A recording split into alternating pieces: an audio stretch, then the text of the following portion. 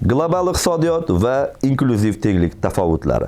Albatta, xalqaro savdoning rivojlanishi, globallashuv siyosati, sanoatning klonlashib borishi, fan sig'imkorligi yuqori bo'lgan loyihalarni amalga oshishi har doim ham yaxshi oqibatlarga olib kelmaydi. Ya'ni, qanchalik erkin savdo va raqobat rivojlansa, ma'lum bir darajada mamlakatlarning proteksionistik siyosatiga putur yetadi, ish o'rinlari yo'qoladi va boshqa hodisalar ro'y beradi. Albatta, erkin savdoni istiqboldagi foydasini doim hisobga olishadi, lekin ma'lum bir vaqt doirasida ishchi o'rinlarini yo'qotishi orqali qilingan zarar barcha davrlarda ham o'zini oqlayvermaydi.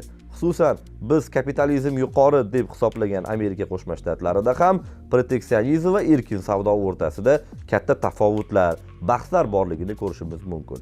Xususan 90-yillarda Amerika Qo'shma Shtatlarini Vyetnam va boshqa Janubiy Sharqiy Osiyo mamlakatlarida poyabzal korxonalarini ochish oqibatida Amerikadagi bir qancha kompaniyalar va xoldinglar poyabzalga asoslangan korxonalarda ish o'rinlari keskin qisqarishi ro'y beradi. Albatta, Vyetnamda Amerika ishchilariga qaraganda arzonroq o'sha ishni bajaradigan ishchilarni borligi va xarajatlar arzonga tushishi tufayli raqobat va erkin savdo tufayli ushbu hodisa ro'y berdi. Lekin yo'qotilgan ishdan aziyat chekadigan ishchilarning holati ko'p holatlarda savol ostida qoladi. Va bilamizki, savdoda g'oliblar va mag'lublar bo'ladi va g'oliblar hech qachon mag'lublarga chek yozib berishmaydi. Ishini yo'qotgan ishchilarning ipoteka kreditlari yoki ma'lum bir soliq to'lovlari, oylik badallari va ijtimoiy xo'jaliklaridagi summalar bo'lishi mumkin.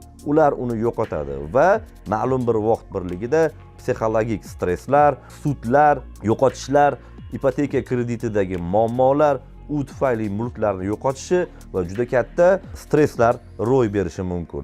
Albatta, xalq orasida tarqalgan qorni to'qning och bilan ishi yo'q degan, demak, maqolning asosiy ibtidosini ko'rishimiz mumkin bo'ladi va 99% holatlarda aytib o'tganimizdek, g'oliblar ushbu mag'lublarga chek yozib berishmaydi va ularning ma'lum bir vaqt birligida stressga tushishi va katta ehtimol bilan o'sha vaziyatda qolib ketish ehtimollari ro'y beradi va ular hech qachon istiqboldagi erkin savdo, mamlakatning foyda kelishi, iqtisodiy globallashuv haqida hech qachon o'ylashmaydi.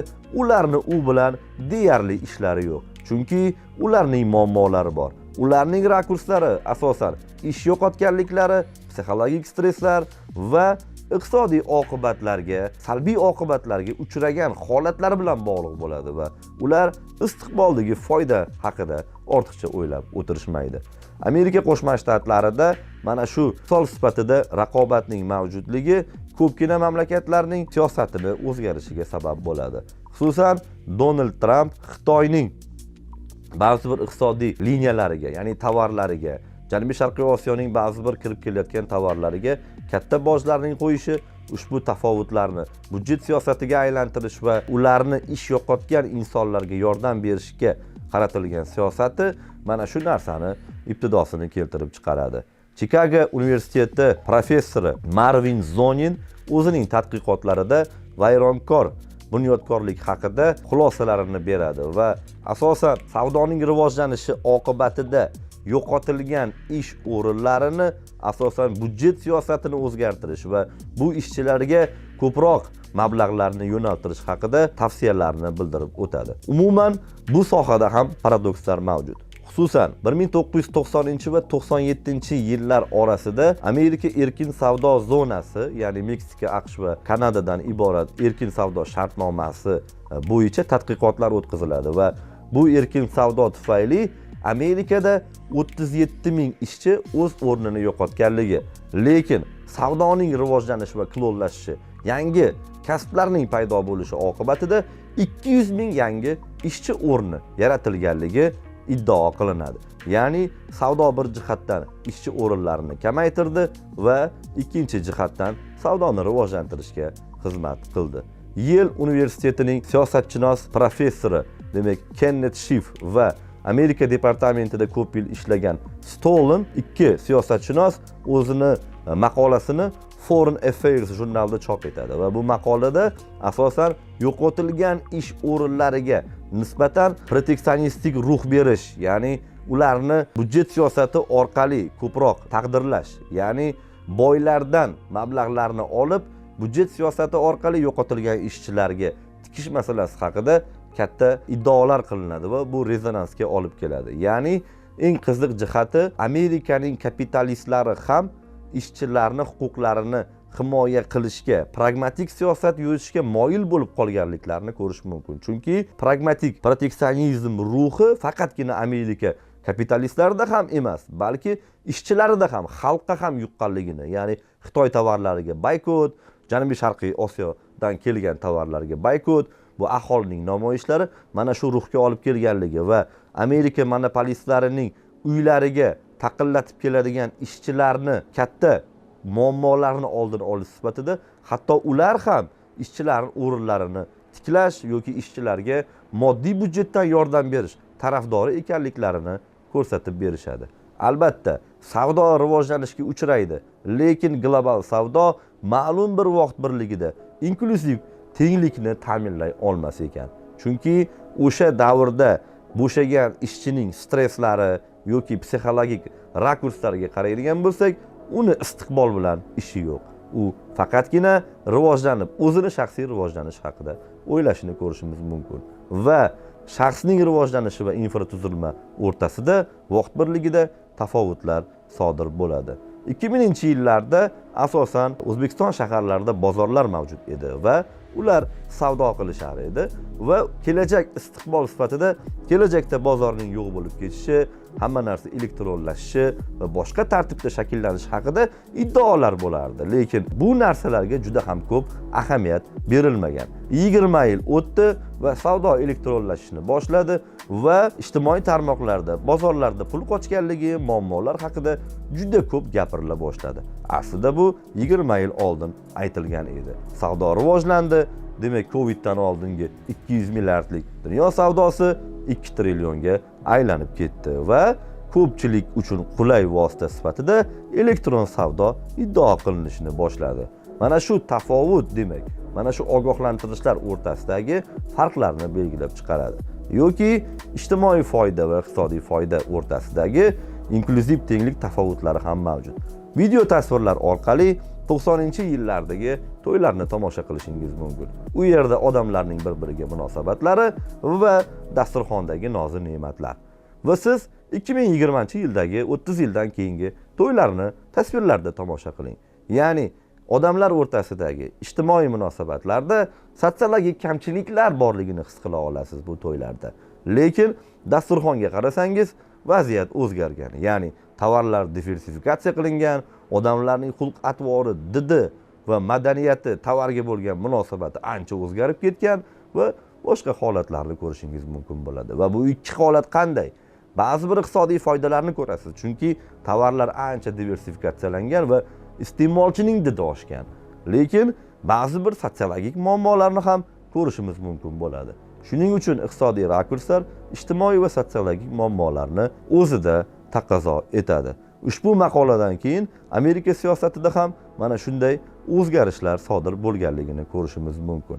Albatta, savdoning haqiqiy yutuqlarini hisobga olganda yoki ishchilarga tushuntirganda qiyinchiliklarga duch kelamiz. Chunki inson bugun, shu hafta, shu oy yoki shu yil topadigan daromadlariga e'tibor beradi. U o'z shaxsiy brendini rivojlantirayotganda istiqbolga kamroq e'tibor beradi va insonni bugun topadigan daromadi bilan uni ma'lum bir iddaoga ko'ndirishingiz mumkin. Lekin istiqboldagi daromadlarini orqali uni tushuntirish har doim insoniyatga qiyin bo'ladi. Lekin savdoning ikki jihati borki, bu insoniyatni va mamlakatni benazir rivojlanishiga olib keladigan xususiyat hisoblanadi. Birinchisi bu iste'mol narxlarining tushishi. Ya'ni savdo professionallashgan sari uni eng yaxshi kompaniyalar, sifatli amalga oshiradigan kompaniyalar amalga oshirishni boshlaydi va xalqaro savdoning erkinlashishi orqali albatta iste'mol narxlari tushadi. O'sha 2017-yilgi Qozog'iston chegarasining biroz ochilishini eslang. Ya'ni insonlar Chimkentga yoki boshqa shaharlarga qatnashni boshlashdi va u yerda arzonroq bo'lgan tovarlarni olib kelib O'zbekiston bozorlarida sotishni boshlashdi. Ya'ni iste'mol narxlari o'sha paytda tushdi. Albatta bu rakurs hisoblanadi. Lekin proteksionistik siyosat ham ba'zida o'sha ishchi o'rinlarini yo'qotmaslik uchun ba'zi bir muammolarni keltirib chiqaradi. Demak, savdoning iste'mol narxlarini tushishiga, insonning kamroq pul sarflab tovar olishiga bo'lgan munosabati uni benazirligini ta'minlaydi. Ikkinchi xususiyat, savdo doim iqtisodiy munosabatlarni klonlashuvini, ya'ni vayronkor bunyodkorlikka asoslangan trendlarni keltirib chiqaradi.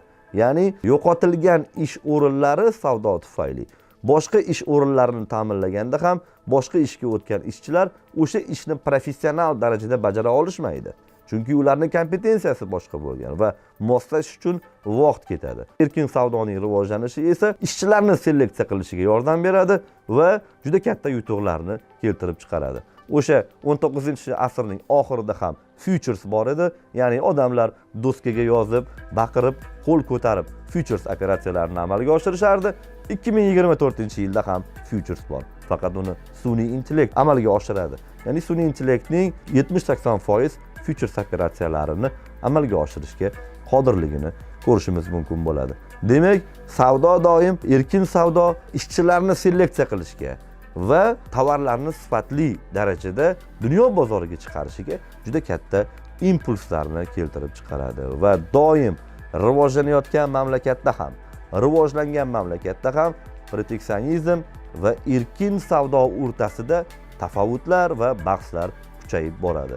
Ishchilarning kunlik yoki oylik, yillik manfaatlari va shaxsiy kechilmanlarini hisobga olgan holda proteksionistik siyosatni yo'qlash masalasi bir o'rinda tursa, istiqboldagi rivojlanish va tovarlarni diversifikatsiya qilish, seleksion masalalarda xalqaro erkin savdoni yo'qlash siyosati mavjud bo'ladi. Mana shu joyda xulosa qilish mumkinki, demak, erkin savdo doim yaxshi istiqbollarni va mamlakatning kurashuvchanlik iqtisodiyotga, xususan jahon iqtisodiyotiga uyg'unlashuv darajasini, jahon iqtisodiyotiga konjunkturasiga aloqadorlik, bog'liqlik darajasini ko'tarishga yordam beradi. Lekin ma'lum bir vaqt birligida proteksionistik siyosat ham, demak, ishchilarning ma'lum manfaatlarini ta'minlashga yordam berar ekan va mamlakat o'zini iqtisodiy sektorlarini seleksiya qilishi va fan sig'imkorligi yuqori bo'lgan sohalarda erkin savdoni yo'lga qo'yish va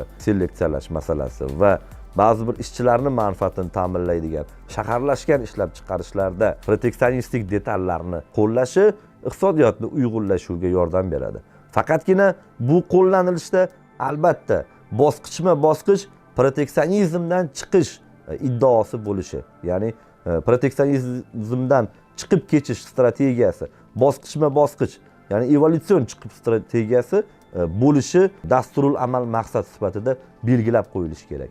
Chunki xalqaro rivojlanish, istiqbol asosan erkin savdo bilan belgilab beriladi. 21-asrda insoniyatning 80-90% bir-birini onlayn kuzatib borish imkoniyatiga ega bo'lgan sharoitda erkin savdo mamlakatlarni, ishchilarni, insonlarni, jamiyat va davlat o'rtasidagi munosabatlarni to'g'ri seleksiya qilishi uchun imkoniyatlarni yaratadi va ma'lum bir vaqt birligida budjet siyosati orqali ishchilarni manfaatini, ish yo'qotgan ishchilarni manfaatini ta'minlab borish masalasi, demak, davlatning ichki siyosatiga aylanadi va albatta bu siyosat bosqichma-bosqich erkin savdoga aylanishi maqsadga muvofiq hisoblanadi. Demak, inklyuziv tenglik mobaynida kambag'allikdan qutqarish va budjet siyosatini tubdan seleksion o'zgartirish, asosan buni ishchilarning kompetensiyasini o'zgaruvchanligi oqibatida kelib chiqqan ishsizlikka qaratish masalasi va bundan